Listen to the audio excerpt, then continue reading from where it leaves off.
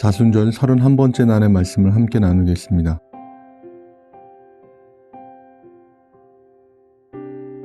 마가복음 12장 22절로 27절의 말씀을 세번역 성경으로 봉독해 드리겠습니다.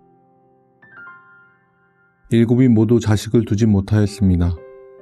맨 마지막으로 그 여자도 죽었습니다. 부활 때에 그 여자는 그들 가운데 누구의 아내가 되겠습니까?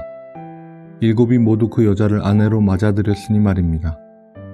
예수께서 그들에게 말씀하셨다. 너희는 성경도 모르고 하나님의 능력도 모르니까 잘못 생각하는 것이 아니냐. 사람이 죽은 사람들 가운데서 살아날 때에는 장가도 가지 않고 시집도 가지 않고 하늘에 있는 천사들과 같다. 죽은 사람들이 살아나는 일에 관해서는 모세의 책에 떨기나무 이야기가 나오는 대목에서 하나님께서 모세에게 어떻게 말씀하셨는지를 너희는 읽어보지 못하였느냐. 하나님께서는 모세에게 말씀하시기를 나는 아브라함의 하나님이요 이삭의 하나님이요 야곱의 하나님이다 하시지 않으셨느냐. 하나님은 죽은 사람들의 하나님이 아니라 살아있는 사람들의 하나님이시다. 너희는 생각을 크게 잘못하고 있다. 아멘. 사두개인들의 질문에 예수님이 가장 우선적으로 말씀하신 것은 그들에게 두 가지가 결핍되어 있다는 것입니다. 첫째, 성경을 모르고 둘째, 하나님의 능력을 모르기에 잘못 생각하는 것입니다. 마가복음 11장과 12장은 예루살렘에서 보낸 마지막 날에 벌어진 논쟁들에 대한 이야기입니다. 그 모든 논쟁들은 각기 다른 주제가 아니라 하나님 나라와 연결이 되어 있는 논쟁들입니다. 함께 본 말씀에서 예수님께 질문을 한 사두개인들은 부활을 믿지 않았습니다.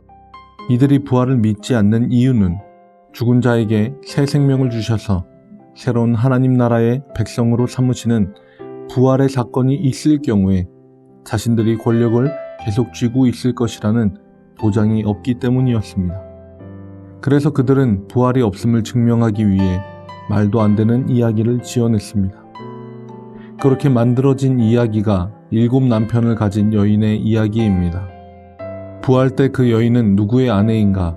그들에게 결핍된 성경과 하나님의 능력으로 예수님은 부활의 핵심을 말씀하십니다.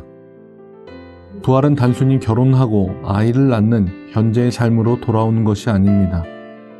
즐겁고 친밀한 인간관계가 존재하지 않는다는 것이 아니라 지금 우리가 누리는 어떤 즐거움도 어떤 친밀함도 하나님의 나라에서 누릴 진정한 기쁨과 친밀함에 맛보기 정도밖에 되지 않는다는 이야기입니다.